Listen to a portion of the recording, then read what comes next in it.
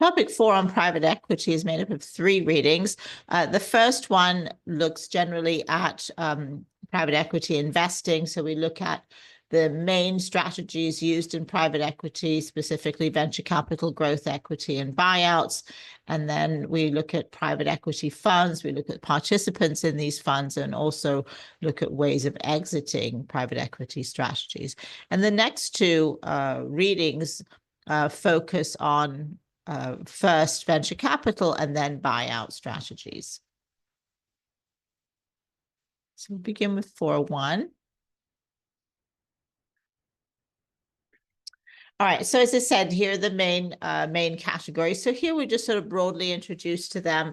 And as we know, we'll talk about venture capital and buyouts more in separate readings, but you should sort of know the basic characteristics of these. You know, the venture capital is focusing on startups, growth equity is looking at emerging companies that are successful and trying to gain non-controlling interests, and buyouts, of course, are looking for full control and investing in established companies. And of course, they're sort of placed along the sort of business cycle, and associated with the business cycle, obviously, sort of launching a company is venture capital. You know, when the company's mature, there's the buyout. And of course, there are overlaps as well, right? In these sections. And remember, payouts on venture capital is similar to that on a long call option or out of the money call.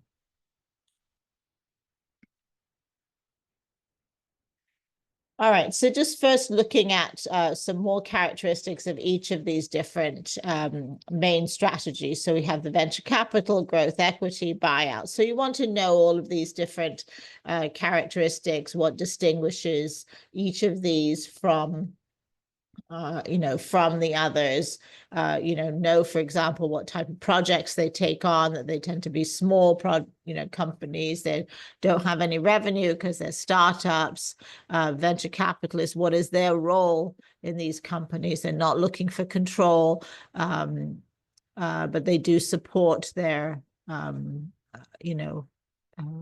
startup companies that they invest in, and because they're so risky, they get very high returns. So you want to sort of then think of that logic for all of the other companies, knowing all the different characteristics of these. What type of companies are there? Who what's the position of the investor in that company?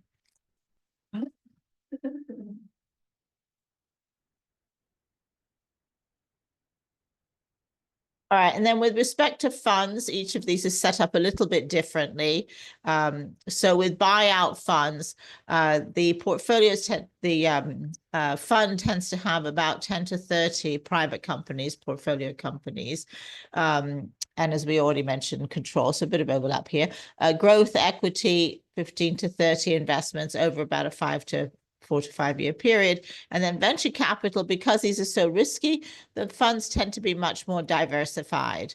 And then with respect to the difference between buyout and venture capital fund managers, we can sort of categorize them as being driven by 3 separate goals.